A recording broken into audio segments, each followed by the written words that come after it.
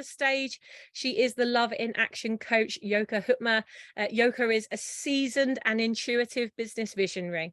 She's a public speaker, which is actually how I met her. And she's a Love in Action coach. And she uses her wealth of real life experience to support and mentor women so that they can navigate and overcome adversity, trauma, loss, and pain. How many of you have experienced one of those, right? It's so painful going through it on your own. Well, Joké is here to support women so they never have to go through it on their own again. Now, Joké launched her very first book. I'm so excited. She's going to share it with us tonight. She launched her very first book just last week. The book is called Tears Behind the Smile.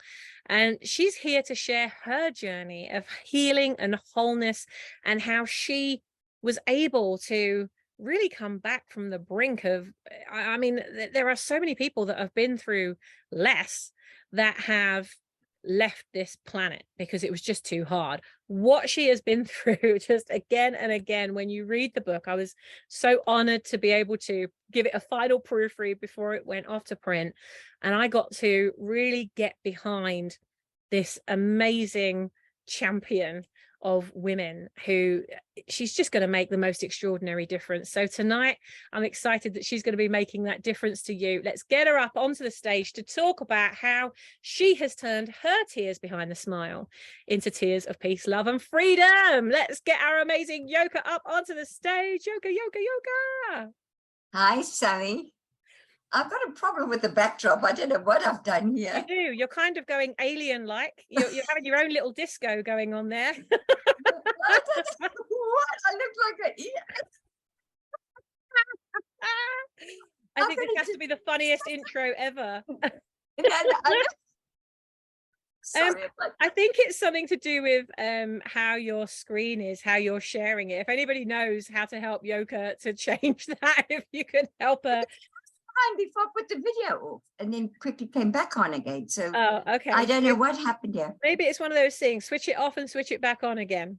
Okay, so I'm going to do that. And if I do, I'm going to leave and then come back again. Sorry. Oh, okay. I think so that while would be the best way. While Joké does that, we'll just do our own little hokey cokey. There you go. She's here. There you go. Okay. Joké. Okay. I'll just sit still. I'll sit still. Yeah, okay. Sit still. Don't move. Joké, you have been such a rock for so many. You've been a rock for me. I was thrilled to be building Brand Builders Club back in the day. Doesn't it feel like years and years ago, where Joké was flying all over the world with me, launching Brand Builders Club in different locations. She was a key part of building the UK and Holland. And so we were always on a plane going somewhere. She's been a massive part of my life and just such a minister to and a mentor to so many women already. Joké, your book Tears Behind the Smile is really the first time that you have taken 17 years it's taken you to write this book, and that you've been kind of piecing it along, and now you've birthed this book.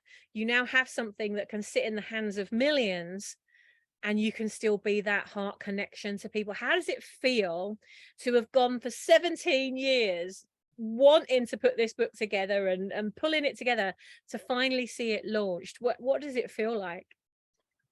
I tell you, when I unpacked the books in the box on Tuesday, I went hysterical.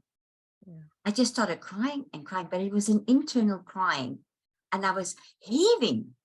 And luckily, I don't know if you know Tahira, she's here at the moment, and she was videoing it, and Paul was standing there, and he was totally shocked that I reacted that way. It was just a release that I am now doing what I should be doing, being raw and real in this book, and telling my story, because nobody would believe it.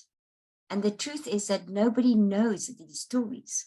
They know little pieces of it. My children, my family, nobody knows this. So it was actually a relief, and I was shocked at my reaction.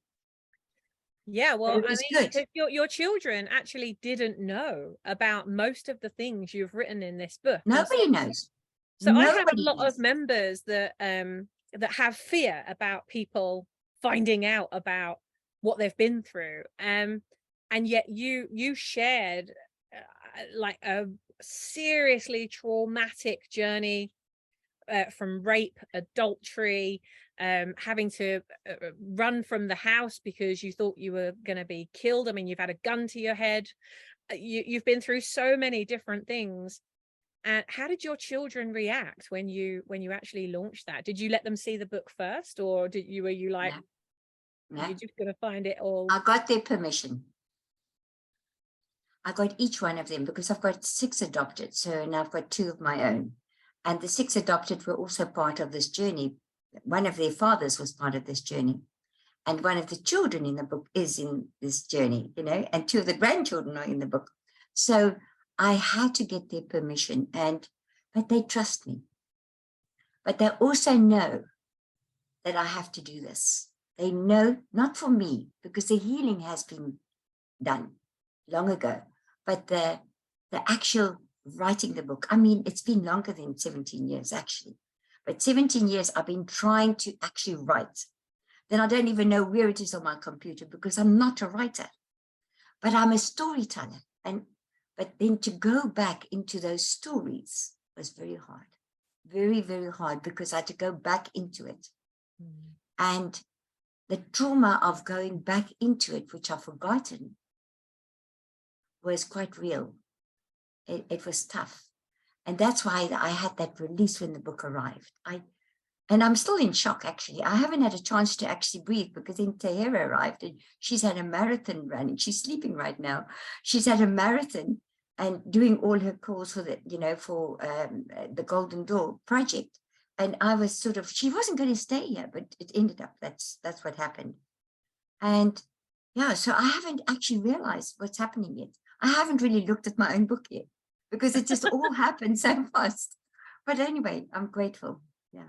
So what would you say was the final push? Because if it's taken you that long, I know that there are going to be people like, how many of you that are watching right now, you've had an idea and you've been trying to make it happen, or you've been working on it for a long time, or you've been thinking about it for a long time and you just haven't got it out the gates yet, or you know, you've been working on it slowly. Maybe you've been procrastinating, you've thrown some obstacles in there. Joké, you know all about all of these things. What would your advice be to those people that are just like you, that, like, I suppose, what was the change? What was the push? What was the difference between you going for like 18 years and not quite getting it out there, and oh, hang on, no, it's going to be too painful, I don't want to revisit that, I'm just going to do all the things that I like doing, I'll go there instead. And I get the feeling also, Joké, that you've helped so many other people as an avoidance tactic. Because when you're busy serving others and you haven't got enough time to work on your thing, like how many of you are listening to this and resonate? Yes, I see you. Yeah. Right. And then we put other people first, and we make other people a priority. We put other people's problems a priority. We make everything else and everyone else a priority. So when did this book become a priority, and why? First of all, I had to realize that time is ticking, and it was a very serious thing for me. And I knew I had to do this. I knew how many people asked me, Joké, why didn't you tell your story? And then I kept on thinking, I need support. You know, I've always said that I need support. And I need a mentor. And I also needed somebody that believed in me, because I didn't believe in myself enough to get out of that procrastination. And it happened. And I don't say everybody's going to do it the way I've done it, but it happened for me this way. I've been single for 19 years. I'm a widow for 19 years. And it was quite a challenge for me to not have that somebody that will push me. And I met this guy online. And this guy is now 3 weeks ago, my husband. And Sammy was at the wedding. Yeah, I was filming the wedding. And she was filming at the wedding. And so, you know, a lot of the RippleFEST people came. And what he said to me, I've got a passion for abused women. And that sounds terrible, but he meant I want abused women to write a book. And when I told him I want to write this book and I've got this chapter here and I've got a chapter there, he says, send me the chapters. And then he said to me, no, you're doing it wrong. You've got to get a system going. So he kept me accountable, and I was in Chiswick and he was in Portsmouth. And every time I wrote a chapter, within 2 days, I had to write a chapter. I sent it to him raw. Now, I mean, the spelling mistakes, well, Because you speak half in Afrikaans and half in No, I think in Dutch, and then I translate it to Afrikaans, and then I go to English. So I get it so wrong, but the story is there, the essence is there. And I said it as it was. And then I got into such a deep place, and then he talked to me and he said to me, where you're at now. And I just said, I can't breathe. It was so tough. It was hard. But now the release, it's so exciting to get out there, because I want people to realize that you don't have to hide. I've been hiding all my life. And for those that don't know, I'm 72 now. It's time. I mean, if I don't do it now, when am I going to ever get out there, So, yes. And he mentored me in that sense. And we went away, our first weekend that we actually went away. And he sat with me. It was a working weekend. He sat and got the chapters out of me. And that he held me accountable. And that's what I needed. And he put it on his screen and I could see what I did. And he started putting pictures in it. And he started doing what he was going to do. And then I started seeing it. And then I got into the race. So that is something that I needed. And well, because he saw all these ugly things in my life, and the fact that he loved me even more, is a story I want to tell everybody. Because that is me. This is what made me what I am today. My pain has now been my gain. What was there for me to destroy me has now actually made me. And the difference is I am now giving back. I've learned the lessons. I've got the t-shirt. That meaning of I've done it, I've got the t-shirt. I really feel I've got the t-shirt. I think you got a whole wardrobe, Joké. Because, Sammy, but the thing is, there was no Google those days. No. There was no books those days, no mentors, nothing, no internet. We had to figure it out. And this is why I feel people will relate to it, because the loneliness behind your pain and hiding behind that pain, it's never going to go away. You've got to face it. And that is where I come in. And I'm saying, like, I'm being raw and real. I'm saying things that people don't talk about. And I might shock people, but that maybe is a good thing, because that's real for them. Not everything would resonate with everybody, not every chapter.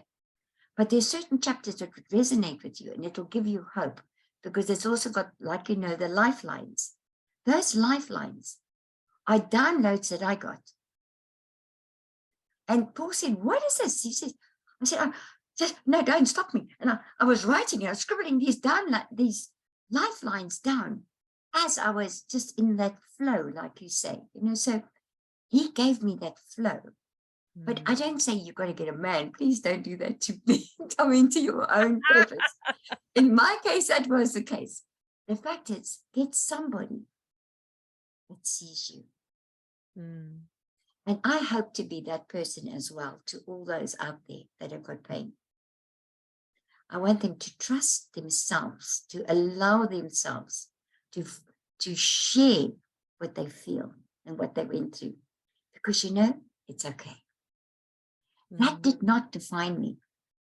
And you were the first person to read the book. It does not define me. In actual fact, it's made me. It's interesting, isn't it? Because the things that you were so worried about sharing is like, oh, if I share these things, then who's going to love me? People will just judge me. And, that so many times we can have these feelings, we can feel that misalignment, because, actually, I know that I need to say it. And the more you suppress it, the more you hold it down, and the more you keep stuffing it down with other things, whether that's drugs, alcohol, food, supporting others to avoid doing what you need to do, you know, like being the everything to everybody, and then you become nobody. You get to the point where there's nothing left for yourself. And I think what's really important in what I've heard from you, Yoka, what I'm hearing is that you need someone to do it for. So I'm not I mean, mentors are brilliant. Obviously I am one. So like, I wouldn't be doing very much if I wasn't mentoring. I just love what I do. But I think what's most important out of everything you've said is actually you've got someone to do it for. And I found this as well. At the beginning of my journey, it took me 2 years before I launched my very first online program. And it took that amount of time because I was so busy perfecting, predicting, procrastinating, thinking, well, I think this is what they want. So assuming what they wanted. And so I just kept going round and round in circles, and nothing felt right. And if something doesn't feel right, I can't launch it and I can't start talking about it. It's got to feel right to me. And it wasn't until the first person came and said to me, Sammy, I haven't got 20 grand for you to do this for me. Can you teach me how to do this myself? And I thought, well, yeah, it would be really easy to teach you. And it wasn't until I had someone to do it for, like you now have these women to do it for, these women that have trodden the path that you have walked, yet they're still staying silent.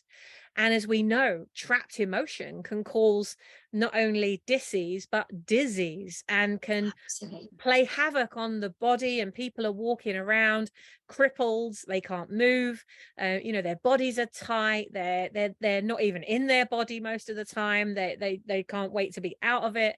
And so they treat themselves really poorly because their map of the world as such is very different to the one that you've now experienced, by saying, actually, do you know what, when I shared this with the world, I wasn't prepared for the amount of love I would receive. So where I thought there would be judgment, there was love. Where I thought there would be criticism, there was love. Where I thought there would be people shutting down on me, there was love. And so ultimately you are love in action. You know what, a point that I realized while I was writing the book is the driving force was my life had to have meaning. All this had to make sense. And the only way it can make sense is if I can help others. And that was my driving force. My driving force is to help women and men, because men are also abused. Do you know how many men are coming forward and buying the book? I'm shocked, because it's actually, to me, it was more for a woman, but men are buying it. One of the handyman here, where I'm living, he's bought it. He couldn't wait.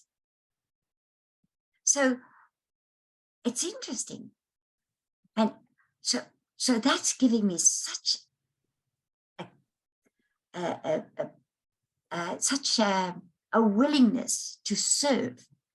You see, this is not about me. The book is the story. I'm the avatar. But the story, the book is for everyone who has some form of abuse. And you know, 4 out of 5 people have had abuse. I go to my doctor. I told her about the book. She started crying. The receptionist, 2 Muslim ladies, started crying. Oh, it was emotional, because they got to know me. You know, I go in there with Lily and everything, the little doggy and whatever. It's always, I connect with people because of this. The lady that did my wedding dress, she felt it. So then I thought, there's a lot of people that are crying behind their smiles. The thing is, we've got this thing, we've got to be this, especially with the social media, we've got to be these kind of people. We're always smiling. Now, I am always smiling, but I had tears nobody knew of. And silently, I was crying. I buried it. And it's got these strongholds and these patterns in your life that inhibit you. You keep on tripping. I mean, in the book, I tell about how I discovered that I was a common denominator. And I mean, yes, I married wrong kind of people, a misogynist, an alcoholic, and a mind-controlling person. So the alcoholic physically abused me. The misogynist mentally got me so confused. I didn't even know I was Arthur or Martha anymore. I had such shame for nothing. I didn't do anything. He didn't drink. Huh? I thought, this is a good man. He didn't drink. He was good to my children. But boy, oh boy, did he destroy my mind. And then I got one with mind control. And there were 3 people in the marriage. The 3rd person was his child, which I adopted as my own. And the challenge with that and how to negotiate that, it is all about negotiating the trauma, negotiating the situation and surviving with no books, no sources. And one of the points, I love this part of this, it's the naughty side. There's a naughty side of me as well, right? I just want to show this. And the person who published this, she says, do you want to put that in? I said, yes. I bet I know the page you're going to show. My toilet time reading. Yeah. Well, because that came about because you were having to hide from your husband. Yeah. You were taking the Bible into the toilet just so that you could get some peace and to grasp onto. I mean, you were really angry with God and you were trying to do everything you could to create a connection, or come on, like, you know, help, I need help. And there you are, literally at points with a gun to your head, not knowing whether you'd survive. I mean, you've got such a big story. I think everybody needs to go and read the book. Now, Joké, you did give me a link for it, but it only takes me to the UK Amazon. So I think what we'll ask everybody to do is to go to Amazon in whatever country you're in and type in Tears Behind the Smile, Joké Hoetmer. So you can see her name on the screen there. If you want to connect with Joké, if you go to the members tab at the top of the One Drop Facebook group, you'll find Joké there if you forget what it is.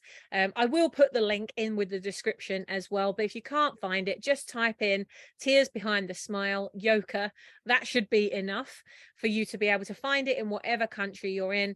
My goodness, this woman has poured so much into this book, blood, sweat and tears into this book. You're supposed to see a tear there. Yeah. Amazingly, you can't see it now in the screen, but amazingly, my daughter in South Africa did this. I paid a lady to do the cover. She couldn't get it right. I gave my daughter a brief. She got it right the first time. Yeah, that's because she knows you. That's the thing. It's an inside job. This is the thing, you know, with branding, it's an inside job, and this is why I love empowering people to be able to take control of their own brand. Having run an agency and done it all for people, I saw how many people come to an agency and go, just do it all for me, and then they're not connected to it. And I think when you're responsible and you have ownership for an accountability to what you're building, it means so much more to you. Joké, Sammy, I just want to say one thing. So I was going to say, if you've got one thing that you want to share with the audience before we go.